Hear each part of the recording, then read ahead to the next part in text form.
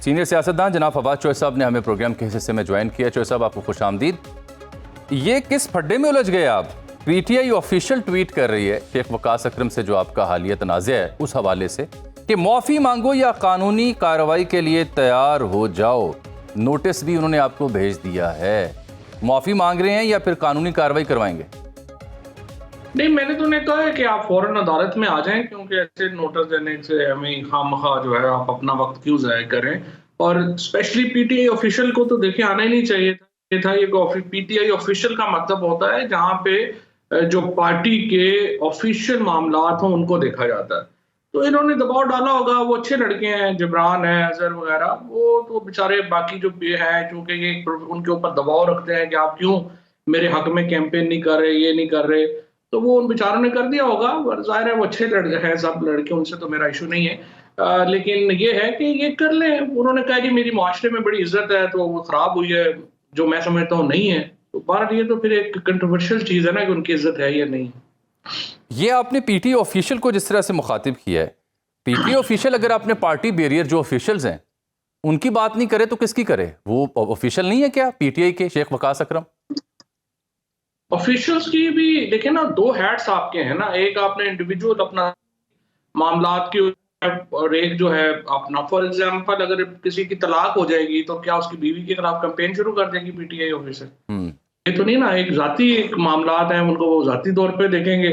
एक जो पार्टी के ऑफिशियल मामलात हैं उनको वो ऑफिशियल तौर पे देखेंगे। आपने उनका जवाब देते हुए जो मुआशरे में उनकी इज्जत, आपने कहा ये झूठ है आपके नज़दीक, और फिर आपने उस नोटिस की बत्ती बनाने का मशवरा दिया है। जो ऐसा तुसी भी हद कर दो ना। नहीं तो इस नोटिस का मैं और क्या जवाब दूं? साबित करें ना कोर्ट में आगे कि उनकी इज्जत है मुआशरे में और उसकी वो हद तक हुई है उनकी, तो फिर हम भी बताएंगे कि नहीं। नहीं, आप साबित करेंगे पहले जो आपने इल्जामात लगाए मनी लॉन्ड्रिंग के, हाईजैक करने के और फ्रॉडी हैं ये जो जो जो जो जो उन्होंने लिखना है वो आके अदालत में आ जाए, फिर वहीं पे इंशाल्लाह ताला कर लेंगे, कोई मसला नहीं। आपका इल्जाम है क्या? नहीं है ना इशू, क्यों नहीं है आपका? पीटीआई ऑफिशियल इस पे बात कर, वो तो नहीं लग रहा ना सर। मैंने तो सच्ची बात, मुझे तो नोटिस पढ़ा, मैंने पढ़ा भी नहीं है वो, मुझे तो ट्विटर के ऊपर ही मैंने देखा है। मैं आपको भेज देता हूँ, मेरे पास वो प्रिंटेड नोटिस आया, वो पूरे मीडिया पब्लिक हुआ पड़ा है, आपको भेज देते हैं व्हाट्सएप के जरिए। लेकिन ये आपका इल्जाम क्या क्यों है ये कि ये फ्रॉडी हैं? मनी लॉन्ड्रिंग की आप बात कर रहे हैं, हाईजैक करने का आप इल्जाम आयद कर रहे हैं सलमान अकरम राजा, शेख वकास, शिबली फराज, रऊफ हसन और दीगर के ऊपर। वाई सो? देखिए ना, इशू ये है प्राइमरीली, मैं आपको ये बताऊं कि देखें, इन्होंने एक तो जब भी यहाँ पे इमरान खान के पास ये गए हैं, एक ही एफर्ट है। एक तो ये कि जो पार्टी में हैं उनको बाहर निकाल दें। आखिरी लिस्ट जो एमएनए और सेनेटर लोगों की इन्होंने दी खान साहब को, वो 23 लोग हैं जिनको कहा इन्होंने पार्टी से निकाल दें। उसके बाद ज़ाहिर शेर अफजल मरवत तो आपके सामने निकाल ही दिया। उसके बाद इनकी सारा जो पॉलिटिक्स है 3-4 लोगों की, वो ये है एक पार्टी में आए कोई ना, और जो मौजूद है उनको निकाल दें। अब उसमें जो इशू आ रहा है कि आप देखें आज पीटीआई का जो वर्कर है उसकी उम्मीद ही खत्म होती जा रही है कि पार्टी जो है वो इमरान खान को रिलीज करवा पाएगी। पॉलिटिक्स क्या है? सो इन 3-4 लोगों ने जिस तरीके से पार्टी को मिसयूज किया है, और ये अभी भी आपने मिसाल देखी है जो पीटीआई ऑफिशियल को जिस तरह से मिसयूज किया है, ये तमाम पार्टी को अपने जाती मामलात के लिए जो है वो इस्तेमाल कर रहे हैं। शिबली फराज साहब अब सेनेट के चेयरमैन डिपोजिशन लीडर बने हैं तो इस्लामाबाद आना शुरू हुए हैं। इनमें से कोई आदमी जो एक 10 दिन रहा है, रऊफ हसन, उसके अलावा कभी एक आदमी, कोई एक बंदा जेल में एक दिन नहीं गया। इन्होंने कोई सख्ती बर्दाश्त नहीं की है।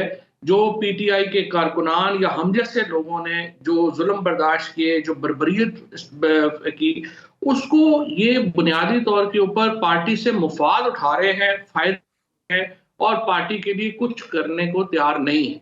जिसकी वजह से आज पीटीआई डिस्पाइट द फैक्ट के 80% पाकिस्तान इमरान खान के साथ खड़ा है, आज किसी पोजीशन में ही नहीं रह गई। कोई पॉलिटिकल पॉलिटिक्स ही नहीं रह गई। कोई समझ ही नहीं आ रही कि आपने इमरान खान को कैसे इस पे मैं आपसे मजीद बात भी करता हूं, बट जो आपने अभी थेसिस दिया है, इज इट वाई के फैसल चौधरी साहब को भी साइडलाइन किया गया, यही वजह है?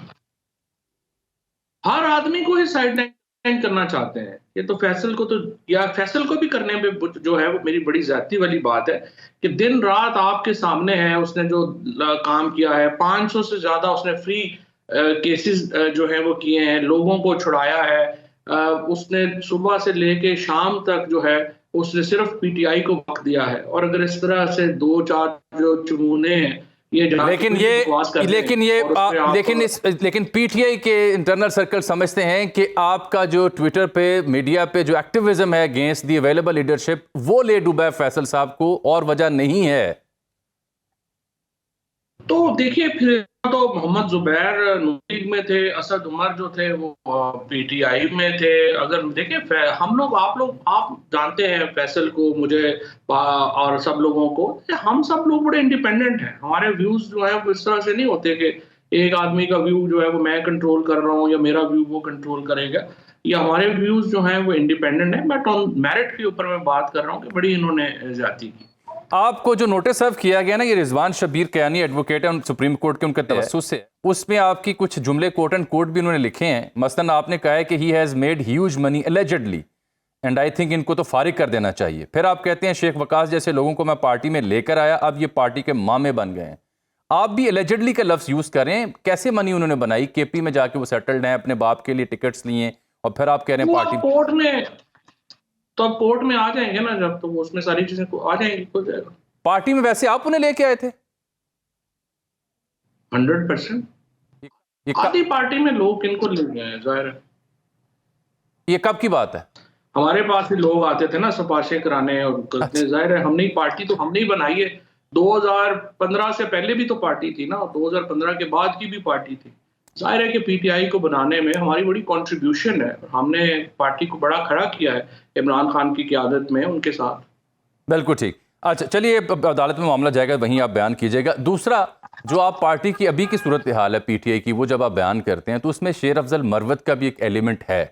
वो भी अपनी तरफ से अलहदा से एक नई डगर पे चल रहे हैं और गुफ्तगू बड़ी दिलचस्प कर रहे हैं। यूट्यूब पे भी आना चाह रहे थे, अभी तक आए नहीं हैं।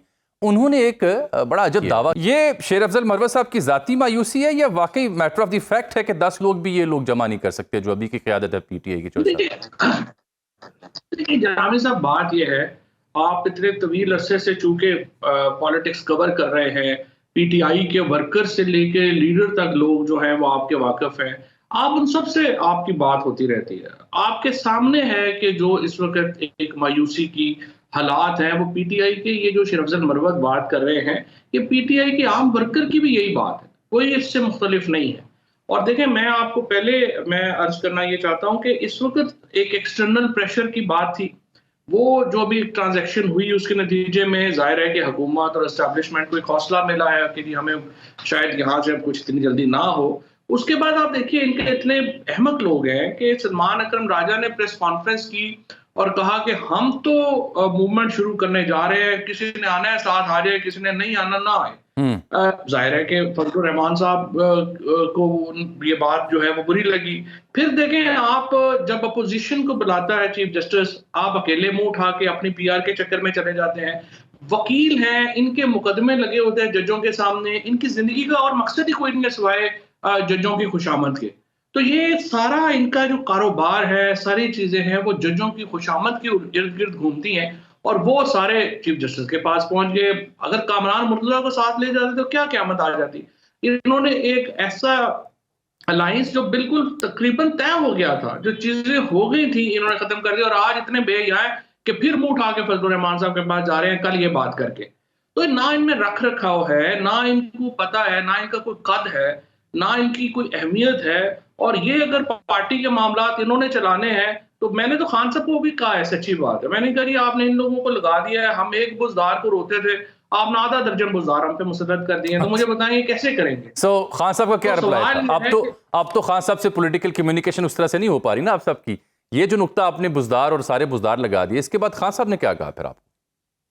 वो बेसिकली हंस पड़े थे कि सच्ची बात है, मैंने खान साहब की बड़ी मिन्नत की थी कि आपने ये जो अलायंस की और ये निगोशिएशन की कमेटी है, इसमें शाह महमूद कुरैशी साहब को, आरिफ अलवी साहब को और असद कैसर साहब को डालें। अगर मुमकिन हो तो एजाज चौधरी और महमूद रशीद साहब को भी डालें। उन्होंने कहा वो जेल से उनको लाएंगे नहीं। तो मैंने कहा जी चलें, एक सिंबॉलिक तौर के ऊपर शाह साहब को हेड बनाएं और आरिफ अलवी और असद कैसर जो हैं वो इसको दें। उनका कोई स्टेचर है, कोई उनका ओहदा रहा हुआ है, कोई कद है। वो खान साहब ने उस वक्त जो है वो इन लोगों को बना दिया है। अब देखिए इन लोगों की तो कोई कैपेसिटी नहीं है। और माई प्रॉब्लम इज, हमें तो देखिए खान साहब ने बड़ी इज्जत दी है, बहुत मोहब्बत दी है। मतलब आप देखें कि अब हम, मेरे जैसा जो गुनाहगार आदमी है वो रोज़ा रसूल सल्लल्लाहु अलैहि वसल्लम के अंदर गया, खान साहब साथ लेके गए, काबा शरीफ के अंदर हम गए। कौन सा और अहम फैसला है जिसमें खान साहब ने मुझे शरीक नहीं किया? तो मेरा तो दिल दुख रहा है कि जिस तरह वो अंदर है। और लेकिन चौधरी साहब, ये आपका गिला शिकवा अपनी जगह, बट ये भी तो एक मैटर ऑफ द फैक्ट है ना कि ये वो लोग हैं पीटीआई के जिन्होंने पीटीआई को तब सहारा दिया, तब उसकी आवाज़ बने, तब उसका चेहरा बने जब कोई नहीं था, जब लोग प्रेस कॉन्फ्रेंस करके जा चुके थे, जब लोग दस्तयाब नहीं थे, जब लोग पार्टी छोड़ चुके थे। तो यही वो लोग थे जो पाकिस्तान तहरीक इंसाफ की नुमाइंदगी किया करते थे, किया करते हैं। अच्छा, पहली बात तो ये कि आपने पहले भी एक वीलॉग भी किया आपने और हबीब अकरम साहब ने, और मैं आप दोनों का जो है ना सियासी एनालिसिस का बड़ा ज़ाहिर है मद्दा हूँ। मेरे आप लोग दोनों से बड़ा तो कम लोग हैं जो सियासत को समझते हैं।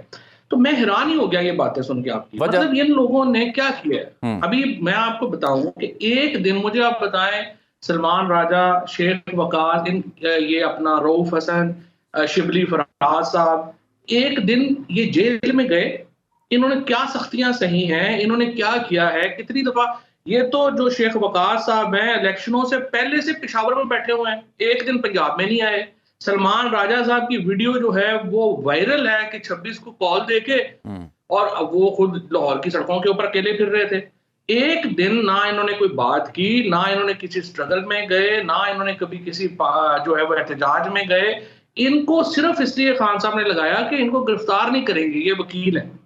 अब वो इन्होंने अपनी जो वकालत है या अपना जो एक समझिए उसका था, उसको इस्तेमाल करके ये ओहदे लिए इन्होंने। इसके अलावा तो उन्होंने लोगों को मरवा दिया वहां 26 तारीख को। ये बहसियत सियासत के तालिब इल्म के और एक सहाफ़ी के, हमारी तो पहले दिन से ये राय है कि ये जो मामला फहमी है ये हमेशा सियासी फरीक़ैन के दरमियान होनी है, सियासी किरदारों को बीच में डाले बिना नहीं हो सकती।